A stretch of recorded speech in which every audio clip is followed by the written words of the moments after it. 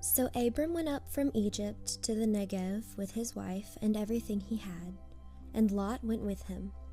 Abram had become very wealthy in livestock and in silver and gold. From the Negev he went from place to place until he came to Bethel, to the place between Bethel and Ai, where his tent had been earlier and where he had first built an altar. There Abram called on the name of the Lord. Now Lot, who was moving about with Abram, also had flocks and herds and tents, but the land could not support them while they stayed together, for their possessions were so great that they were not able to stay together. And quarreling arose between Abram's herdsmen and the herdsmen of Lot. The Canaanites and the Perizzites were also living in the land at that time. So Abram said to Lot, "Let's not have any quarreling between you and me, or between your herdsmen and mine, for we are brothers. Is not the whole land before you? Let's part company. If you go to the left, I'll go to the right. If you go to the right, I'll go to the left." Lot looked up and saw that the whole plain of the Jordan was well watered like the garden of the Lord, like the land of Egypt toward Zoar. This was before the Lord destroyed Sodom and Gomorrah. So Lot chose for himself the whole plain of the Jordan and set out toward the east. The two men parted company. Abram lived in the land of Canaan, while Lot lived among the cities of the plain and pitched his tents near Sodom. Now the men of Sodom were wicked and were sinning greatly against the Lord. The Lord said to Abram after Lot had parted from him, "Lift up your eyes from where you are and look north and south, east and west. All the land that you see I will give to you and your offspring forever. I will make your offspring like the dust of the earth, so that if anyone could count the dust, then your offspring could be counted. Go, walk through the length and breadth of the land, for I am giving it to you." So Abram moved his tents and went to live near the great trees of Mamre in Hebron, where he built an altar to the Lord.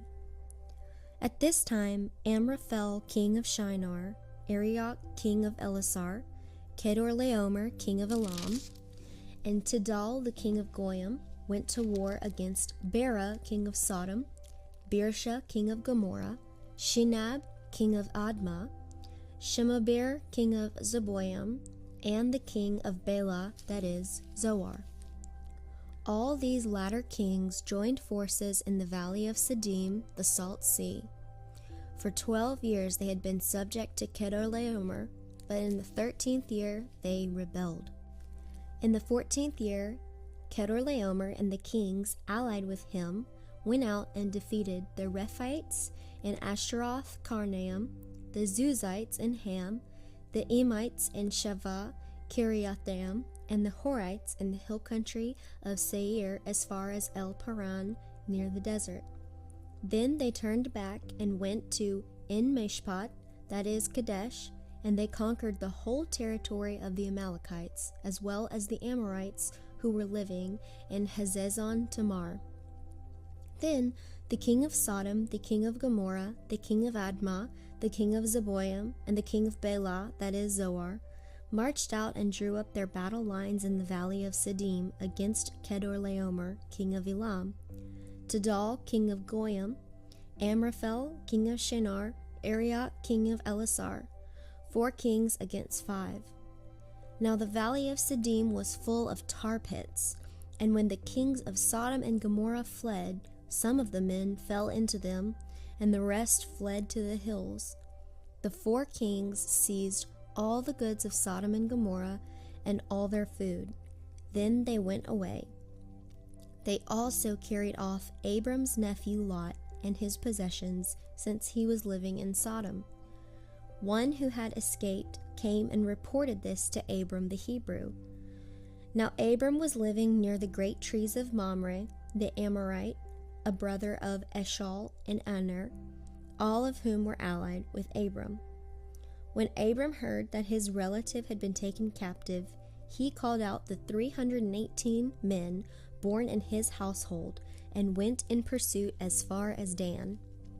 During the night, Abram divided his men to attack them, and he routed them, pursuing them as far as Hobah, north of Damascus.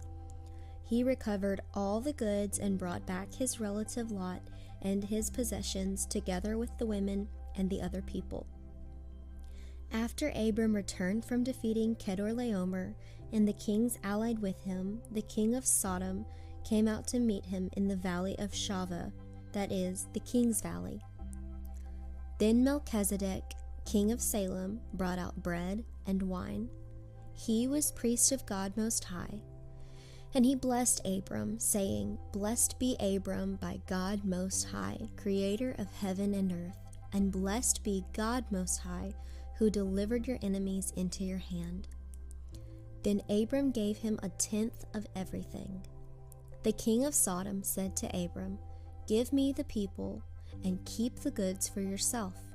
But Abram said to the king of Sodom, I have raised my hand to the Lord God Most High, creator of heaven and earth, and have taken an oath that I will accept nothing belonging to you, not even a thread or the thong of a sandal, so that you will never be able to say, I made Abram rich.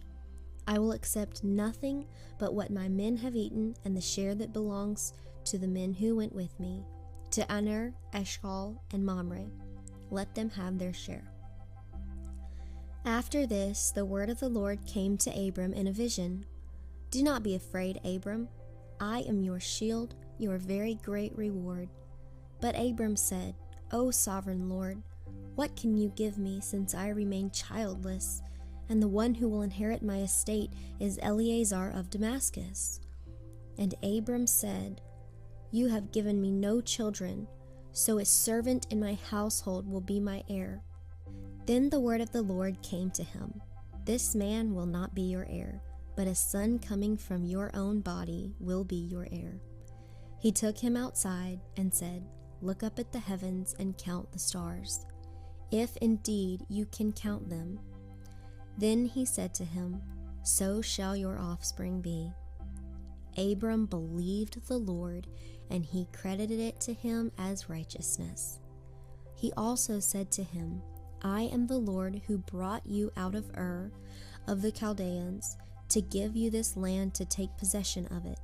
But Abram said, O sovereign Lord, how can I know that I will gain possession of it? So the Lord said to him, Bring me a heifer, a goat, and a ram, each 3 years old, along with a dove and a young pigeon. Abram brought all these to him, cut them in two, and arranged the halves opposite each other.